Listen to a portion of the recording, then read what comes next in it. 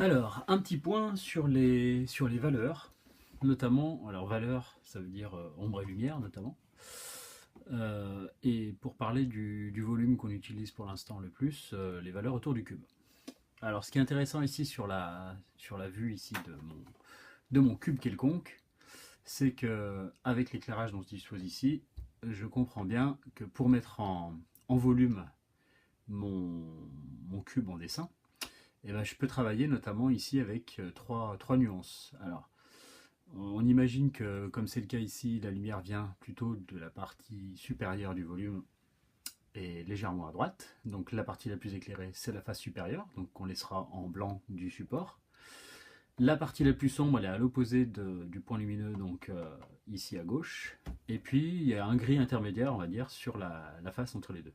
D'où l'intérêt de dessiner un cube avec trois faces visibles, et deux surfaces différentes, permettant justement de mieux modeler les différentes valeurs sur ce volume, qui présente à la lumière que des plans, et qui du coup, la lumière frappe de manière assez uniforme, et donc on arrive à bien lire les différentes nuances.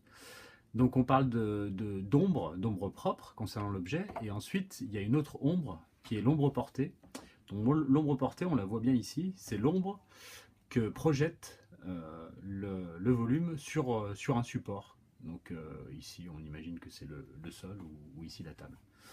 Alors ça peut être une projection directe quand il est vraiment posé sur le support, ou indirecte si je l'éloigne du support.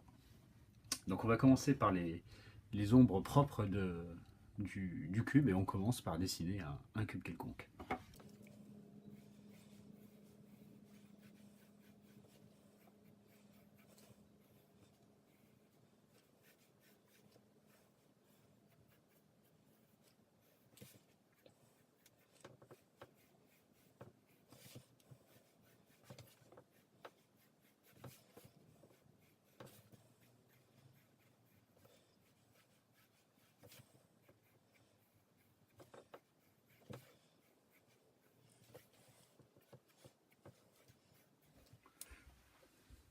Alors je nettoie un peu.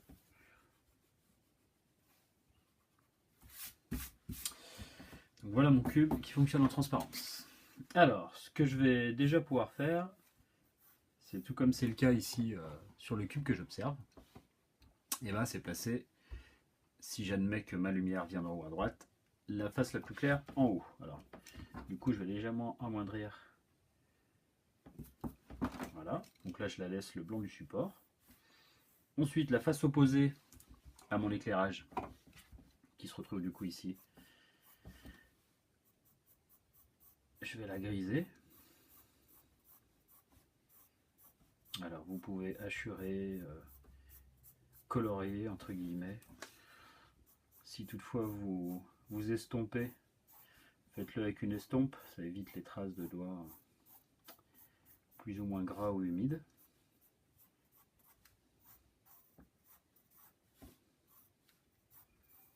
Et puis entre la plus claire et la plus sombre, eh ben, je vais pouvoir avoir un gris intermédiaire. Donc ici, donc pareil, j'atténue mes arêtes non visibles.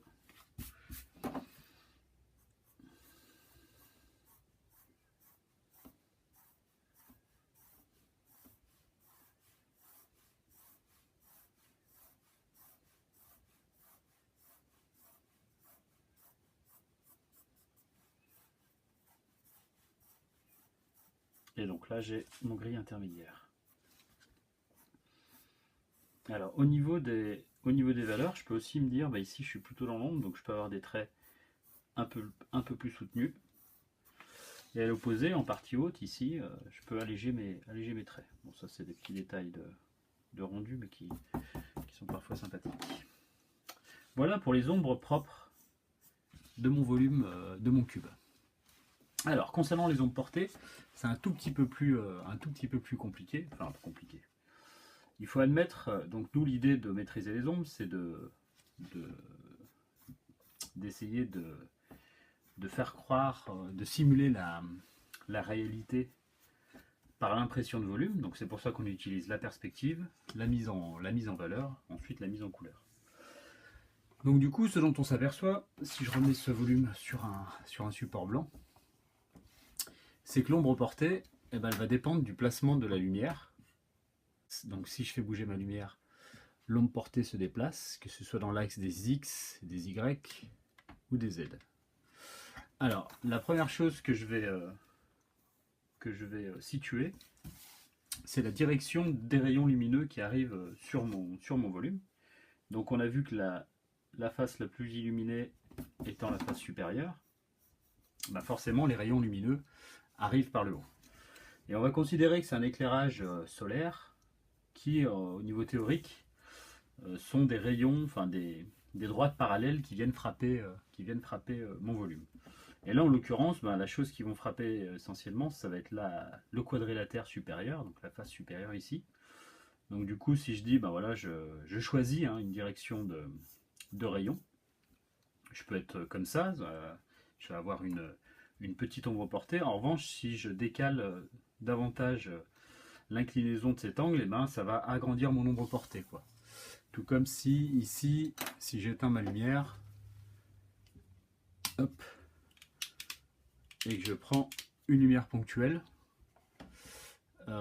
donc ma lumière, si je mets des rayons lumineux plutôt hauts, j'ai une ombre portée courte, et plus je penche l'arrivée de mes rayons lumineux, et plus l'ombre portée s'agrandit. Donc inutile de faire une ombre portée très très grande. Et ensuite, concernant la position de cette ombre portée, si je considère que je dessine mon cube d'ici, pareil, ma lumière, si elle est plutôt devant, eh ben, je vais avoir une ombre portée sur la gauche du produit. Si elle est plutôt derrière, ben, l'ombre portée va venir devant mon objet, donc ce qui peut être gênant. Donc généralement, on est plutôt en haut, à droite, et légèrement sur l'avant de l'objet. Je remets la lumière.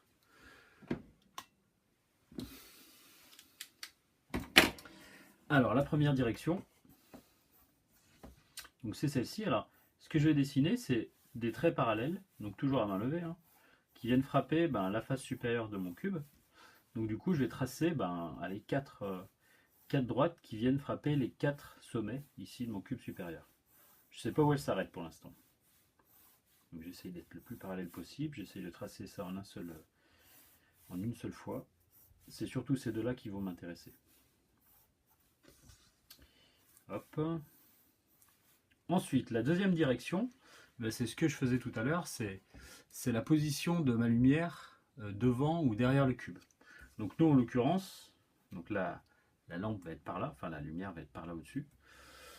Donc cette deuxième direction, elle va partir ici au pied de cette arête, au pied de ce sommet. Et donc on peut la dessiner à partir d'ici, ça voudrait dire que la lumière soit vraiment ici rasante par rapport à la face. Ou au contraire, si la lumière se déplace ici un peu plus par rapport à la face, dans ce cas-là, je peux choisir une direction plutôt ici. J'aurai de toute façon pas de lumière ici, puisque ma zone la plus sombre est opposée à la lumière, et donc elle est là. Si je mets ma lumière de ce côté, mon ombre portée va se créer comme ça, donc pareil, il y a un souci, puisque cette face finirait par être plus sombre. Alors en gros, j'ai le choix entre mon horizontal et puis tous les angles, jusqu'à être coïncident avec ma face ici latérale gauche, mais ce qui ne serait pas intéressant. L'idée, nous, on est toujours dans la simulation d'une situation quelconque, mais souvent idéale. Du coup, moi, par rapport à l'horizontale, je choisis un angle, donc en partant de ce rayon. Donc là, pour l'instant, j'ai choisi deux directions. La hauteur et puis l'orientation en profondeur de ma source lumineuse. Et à l'aide de ces deux directions, je vais obtenir ici un premier point, qui vient de là, qui est la projection faite de ce sommet sur le sol, parce que j'imagine que le volume est au sol ici, puisque l'ombre portée commence au pied du volume. Et à partir de ce premier point, là, je vais non plus travailler avec des parallèles, mais avec une fuyante. Une fuyante qui fait partie de la famille de celles qui vont à gauche, ici. Donc une nouvelle qui va aller par là-bas. Je la trace comme ça. Je ne sais pas où elle s'arrête pour l'instant. En fait, je ne sais pas, je vais vous l'expliquer. On va essayer de trouver la projection de ce point sur le sol. Donc toujours en s'aidant de nos rayons lumineux parallèles.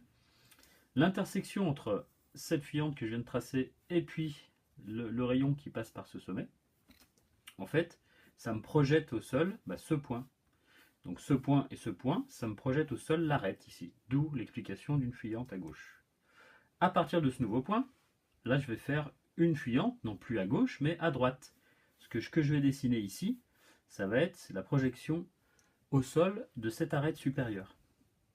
Donc d'ici, je vais tracer une fuyante, donc j'en ai déjà une, deux, trois, quatre, donc ça va être assez facile d'en faire une entre les deux ici. Et en gros ici, j'ai fini de tracer mon ombre portée. Si je veux être un tout petit peu plus précis, si toutefois mon cube était légèrement translucide, je pourrais faire la même chose avec celui-ci, je le projette là, donc sur la fuyante que je viens de tracer, et je finis par relier ce que j'aperçois ici, mon dernier sommet ici derrière qui est caché, et là la boucle est bouclée. Mais ce qui m'intéresse surtout, c'est cette partie, quoi. Donc ça veut dire que ce qui compte, c'est de bien tracer tout ça, ici de se débrouiller pour être bien dans la bonne famille de fuyantes vers la droite, et ensuite de mettre en valeur l'ombre portée obtenue. Là j'allège mes traits de construction, en les gardant quand même pour la démonstration.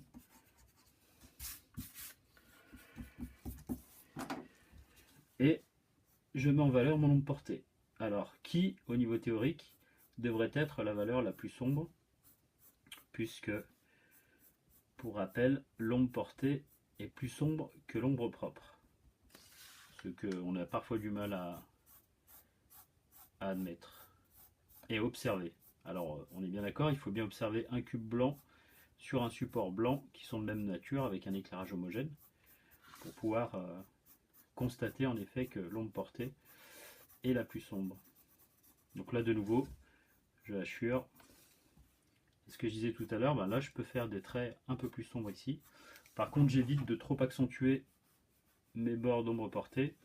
J'ai pas un effet de contour sur l'ombre portée qui va rester un peu dans le flou, même si là j'ai des points qui sont très présents.